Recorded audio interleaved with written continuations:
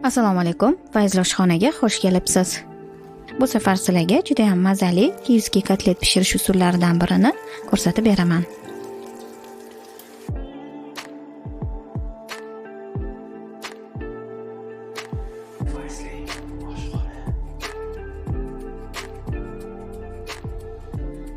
Demak, birinchi bo'lib 3-4 bo'lik nonni sutga yoki suvga bo'ktirib qo'yamiz.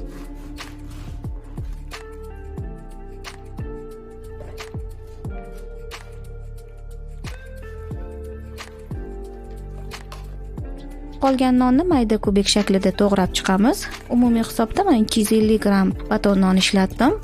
Baton nonini o'rniga toster non ishlatsanglar ham undan ham yaxshi va to'g'rashga qulayroq bo'ladi.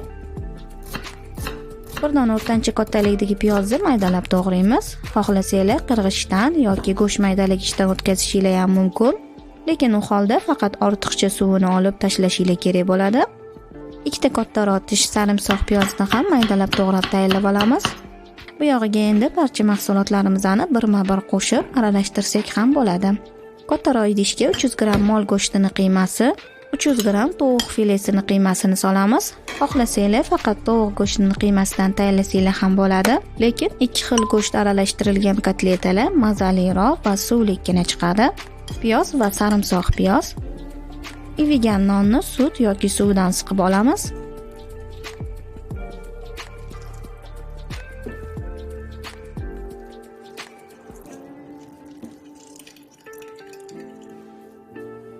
Tabga ko'ra zira, maydalangan kashnich urug'i, tuz va bir dona tuxumni chaqib, yaxshilab aralashtiramiz.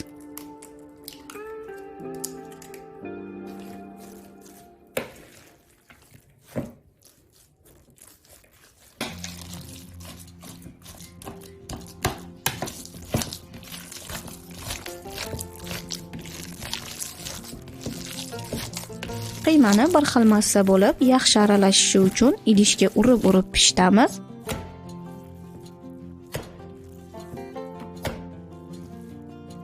Qiyma qancha ko'p urilsa, shuncha yaxshi aralashadi. Qiyma tayyor, uni ustini yopib, muzlatgichga yarim soat, 1 soatga dam oldirib tindirib qo'yamiz. Mana qiyma muzlatgichda 1 soat turdi. Uni teng 7-8 bo'laklarga taxminan 120-130 gramdan bo'lib forma berib chiqamiz. Qiymani qo'lga urib forma berilsa, ichidagi havolari chiqib ketib, tekis formaga kiradi.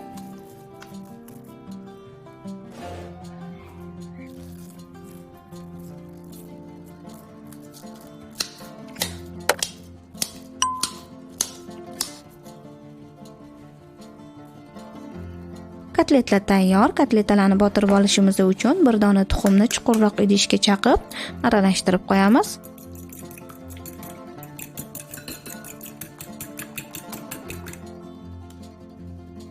Nachinkasi uchun esa sariyog'ni taxminan 6-7 gramdan uzunchoq ko'rinishda kesib chiqiladi. So'ng uni yarim bog' maydalangan ukrobga qorishtirib qo'yamiz. Ukropni o'rniga sariyog'ni unga belab olsa ham chiroyli va mazali chiqadi, yoki sariyog'ni o'rniga sir ishlatilsa, u holda ham juda ham mazali chiqadi.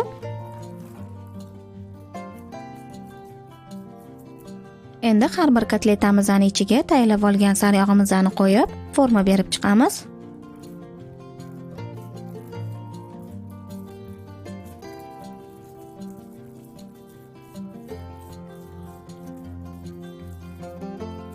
Kotletlarni avval tuxumga botirib, keyin esa to'g'ralgan nonga bo'lab olamiz.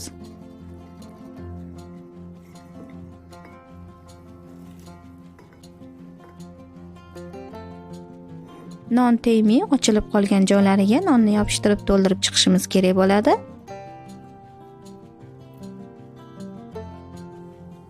Shu tariqa hamma kotletlar tayyorlab olinadi.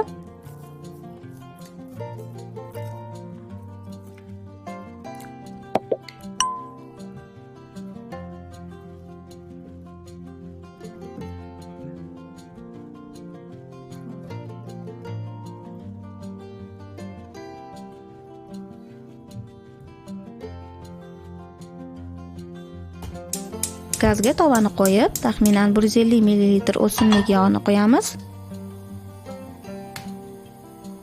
Yog' qizigandan so'ng o'rta olovda kotletlarni hamma tarafini o'girib, qizartirib qovurib olishimiz kerak.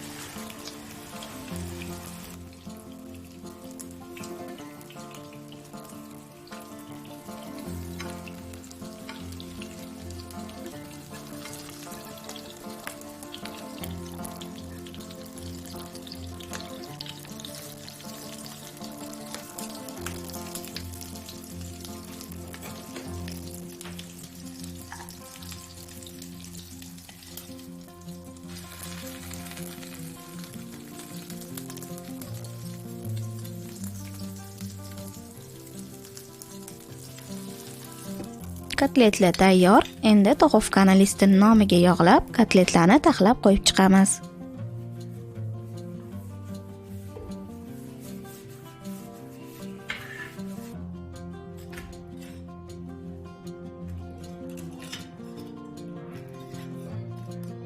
Bularni 180 darajada qizigan duxovkaga 30 daqiqaga pishirgani qo'yamiz.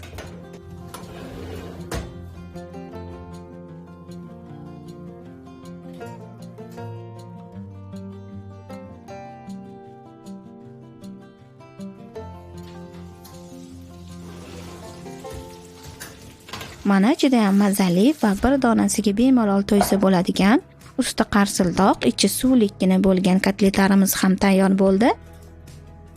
Kotlet uchun garnir sifatida guruch, grechka va kartoshka pyuresi juda ham mos keladi. Barchalarga ushbu retsept bo'yicha tayyorlab ko'rishingizni tavsiya qilaman.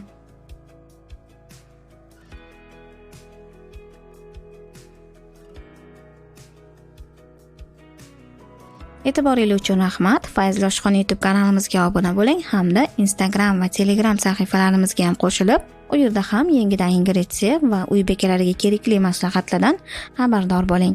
Hammaga xayr, salomat bo'linglar.